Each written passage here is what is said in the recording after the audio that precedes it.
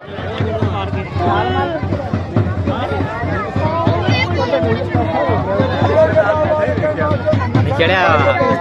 मुंडा निकाल चढ़िया ना वो तो चढ़िया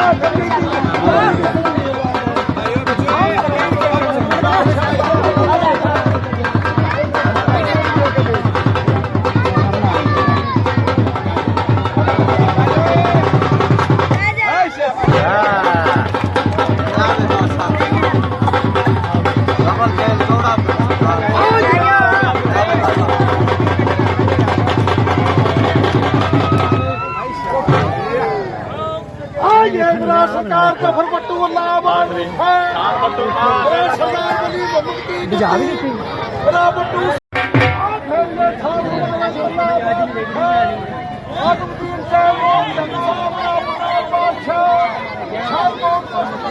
नारी आप देख सकते हैं।